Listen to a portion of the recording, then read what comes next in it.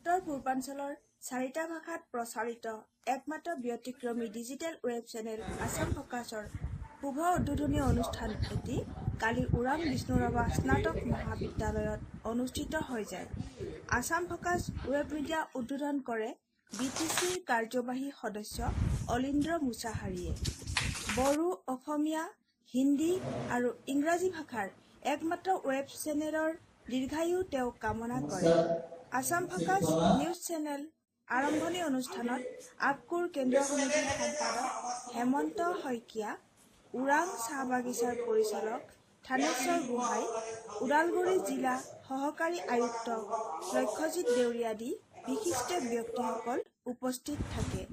উক্ত অনুষ্ঠানতে আপকোই 25 বছৰ সম্পন্ন কৰা জিলাখনৰ 20 গৰাকী সাংবাদিকক সম্বৰ্ধনা জনায়।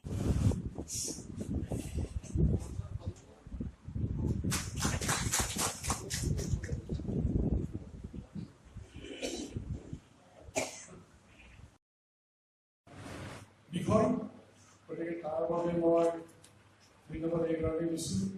আমাৰ নিচিনা এই সৰু জেগাৰ পৰা যি উদ্যম লৈ আগবাঢ়ি আহিছে তাৰ গোটেই নৰ্থ ইষ্টৰ ভিতৰতে যে আমাৰ 4টা ভাষাত একেলগে অসমীয়া, বড়ো, ইংৰাজী আৰু হিন্দীক লৈ পেলাই যি এটা মিডিয়া, নিউজ মিডিয়া, এইটো আমাৰ ৱেবছাইটত বা ফেচবুকত বা তেনেকৈ আমাৰ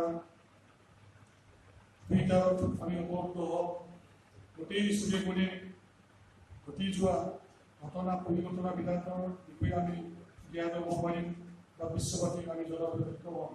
এইটো এটা ভাল এটা ব্যক্তিগত খণ্ডৰ চাকৰি, চৰকাৰী খণ্ডৰ চাকৰি ওলাই মই ধূলি বালি বোকাৰ লগত খেলিয়ে ডাঙৰ হোৱা, খেতি বাতি কৰি ডাঙৰ হোৱা। মই যেতিয়া স্কুললৈ গ'লোঁ, কলেজ লাইফলৈকে দেউতাই কৈছিলে তই পঢ়ি শুনি যি ধৰ হবি, কিন্তু বোপাই মোক খেতি কৰি দিব লাগিব, কাৰণ মোৰ ঘৰৰ ডাঙৰ ল'ৰা আছিলে আৰু নিজৰ এক চেষ্টা আছিলে আৰু সেই চেষ্টাত পঢ়িলোঁ।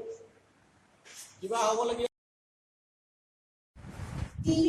যদি আপোনালোকে চাই বা ধৰক অন্তত আপোনালোকে চাই, আপোনালোকে চাব আপোনালোকৰ মেণ্টেলিটি তেনেকুৱা হয় আমি নেগেটিভ নিউজটো ক'ত পাম, পজিটিভ নিউজটো পিছত কৰিম, এনেকুৱা আহি গৈছে।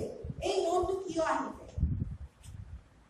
আৰু যোনটো টিভি চাই খেৰগাঁৱত জীৱন্ত গছ কাটি বিদ্যুৎ সংযোগ কৰিলে গাঁওবাসীয়ে।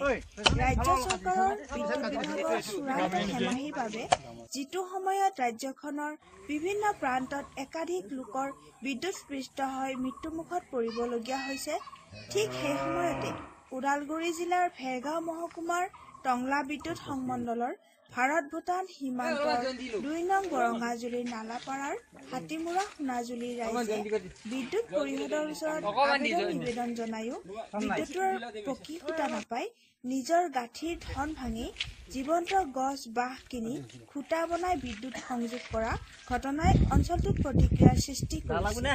ফলস্বৰূপে অঞ্চলটোৰ ৰাইজে মানুহ আৰু বন্যপ্ৰাণীৰ জীৱন সুৰক্ষাৰ বাবে অতি শীঘ্ৰে পকী খুঁটাৰ ব্যৱস্থা কৰিবলৈ চৰকাৰ তথা বিদ্যুৎ পৰিষদৰ ওচৰত দাবী উত্থাপন কৰিছে।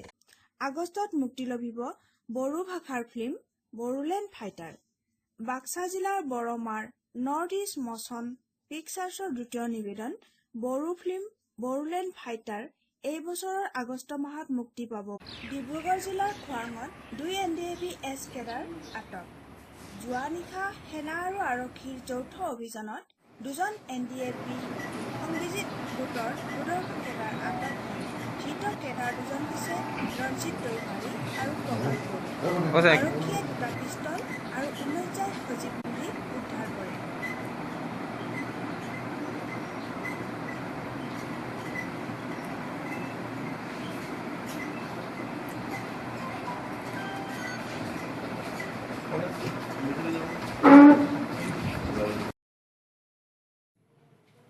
গোপন সূত্ৰৰ বম খেদি আমি 19 জাত ৰেজিমেণ্ট আৰু আমাৰ পুলিচ ষ্টাফে ৰাতি প্ৰায় 11মান বজাত ৰৌমাৰী বনাঞ্চলৰ ভিতৰত 2জন NDAB-S কেডাৰ আমি এপ্ৰেহেণ্ড কৰোঁ।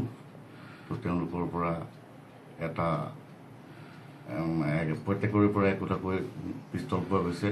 এটা 9mm পিষ্টল, 9 জাৰ সক্ৰিয় গুলি আৰু এটা .22 পিষ্টল, 10 জাৰ সক্ৰিয় গুলি। কি কাৰণে ইয়াত আহিছে বা কেনেকুৱা কি? ইহঁত অৰুণাচলৰ ফালৰ পৰা আহিছিলে বোধহয় নাগালেণ্ডৰ ফালে যাবলৈ। তো তেনেকৈ আৰু এটা আমি বিশেষতে গম পাইছোঁ যে ডিব্ৰুগড় আৰু তিনিচুকীয়াত স্বাধীনতাৰ আগে পিছে এলানি কুটামূলক কাৰ্য সংঘটিত কৰাৰ সম্ভাৱনা আছে। এইটো আপোনালোকৰ আৰক্ষীৰ সৈতে প্ৰকাশ, গতিকে সেইকাৰণেও বাহৰ পাতি থাকিব পাৰে নেকি?